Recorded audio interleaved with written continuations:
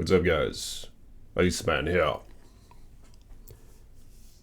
So I wanted to talk about the Nephilim clowns. I've been watching a lot of videos on YouTube referring to the depiction of the clown being a sort of embodiment of the Nephilim.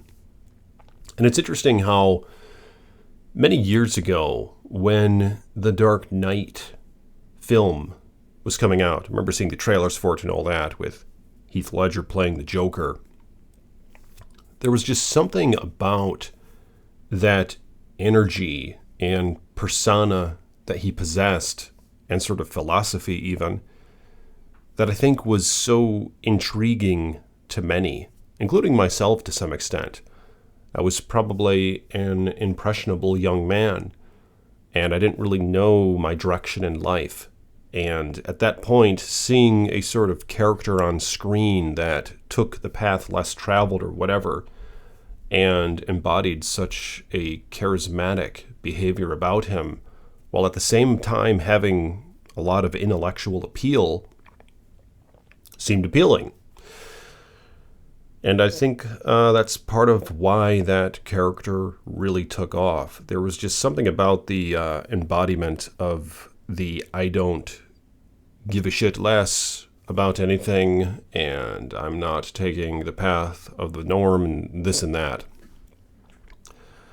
But I wonder how deep that energy actually goes. You know what I'm saying? Where, well, for one, apparently the guy died from embodying the clown, from the drugs he had to take and the psychedelic episodes he must have had, the method acting, this and that. Who knows? He's probably just a sacrifice in Hollywood. But nonetheless, that intrigued a lot of men. And there was a time where the whole image of the clown started to become darker and darker, where as children we saw them as a sort of entertainment. But it took a sort of transition in modern times, so it seems, where it embodies evil, cannibalization, and so forth, like with the clown It from Stephen King's novel and the whole film that was made on that in recent times. And now we have that new film, The Joker 2, coming out. Now, I didn't see the first Joker, but I know that that really took off and it really resonated with a lot of people. So it's just kind of interesting to see how this whole thing is playing out, and the clown and entertainment and all that. Now, the Nephilim theory, to my understanding, it goes something like how, well, the Nephilim being what we're here in Genesis 6, from the sons of God, and how they produced with the daughters of men, and they were there in those days and the days after. So apparently the flood didn't kill all these things. Sort of hybrid human or something like that. And depending on how far you go with it, you could even go as far as to speculate that these things are still around today. And I can't help but wonder if that's the case. Have you guys seen like a recent movie or Hollywood lately? Have you considered the songs that you listen to and the lyrics that they possess? I remember when I was growing up in the late 90s and early 2000s, just all the music I would listen to, the alternative rock and things like that, even some of the grunge stuff or whatever. And looking back, just actually paying attention to the lyrics, it just seems like it's a bunch of garbage, almost like demonic stuff in some ways. So it just seems like that corruption is all throughout entertainment. But the whole Nephilim and clown thing, these guys on YouTube are saying that the clown is a sort of embodiment of the Nephilim, where you have a negative spiritual energy that you possess when you dress up as a clown, for example. And they have the red lipstick, sort of mimicking the drinking of blood and the eating of flesh, which is apparently what these Nephilim would do back in the day. And interestingly enough, that's what the clown in Stephen King's novel does. He eats people. I think he eats children. So it's kind of disgusting.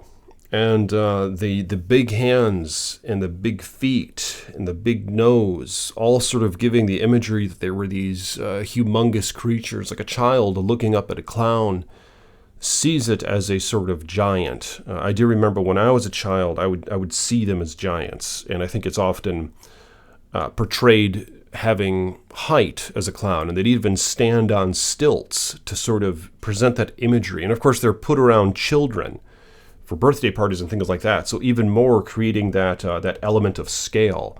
You have all the small children around this very tall being, or very small humans around a very tall human. And then they'd have the small hats, making them look larger. You know, small jackets, small hats, just making them look like they're just bursting out of them. So, yeah, it is kind of interesting. And then, of course, there's the biblical reference. I think it's in the book of Daniel or something. I don't really know where it is. I'll have to look it up. I talked about it in a previous video, and I looked it up. It talks about the ancient Israelites, where they were supposed to conquer a certain land. Maybe it was Canaan or something. And the people there were so large. They were giants, and they made the Israelites appear as grasshoppers from both their perspective and the giants' perspective. So, like, these things were giants, apparently. And I do wonder if they took part in the building of the pyramids and Stonehenge and all that. Giants, of course, throughout history are depicted in various cultures all throughout the world. And a lot of their idols were giants. Apparently, you have the big statues of them and their depictions in art where they were larger, taller than the people. I just can't help but wonder if these were all descendants of the Nephilim and the sons of God or whatever, which maybe initially wasn't necessarily a bad thing. But the offspring from them probably became corrupt to a point where they would become gods of the people. And it seems likely that that's where a lot of the mythology comes from. Hercules, Achilles, Zeus, Medusa, and all those things, all the Greek mythology and things after. They could have actually been real entities, which is a crazy thing to think about. And the sirens as well, the mermaids throughout, who would entice men and consume them when the men gave in to their enticement. You know, things like that. But I'm curious what you guys have to say about that. Just the clown image, it seems to be a sort of like a sort of representation of the Nephilim. And it's interesting because clowns often have red hair. And there's even that story in modern times where in Afghanistan in the early 2000s, the U.S. military was out there. Apparently there was a fleet that was killed off and lost, like they were eaten or something, or taken away in like some sort of vast region with caves and mountains. And then another squad was sent there to find them, and it took them a while just navigating through all that rough terrain throughout the cave systems and all that. And it was hideous weather and environmental conditions where it made it difficult to traverse.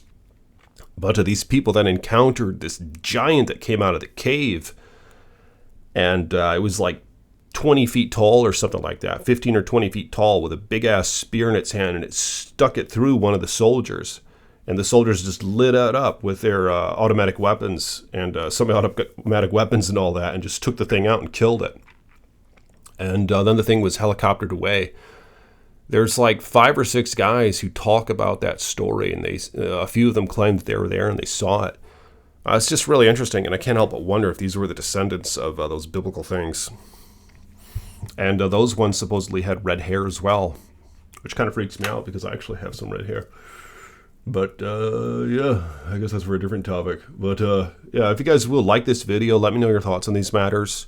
I appreciate you for coming by. Subscribe to this page if you will. Hit that bell so you're notified next time I post a video. And I'm curious what you guys have to say about this topic. More videos to come. Peace be with you.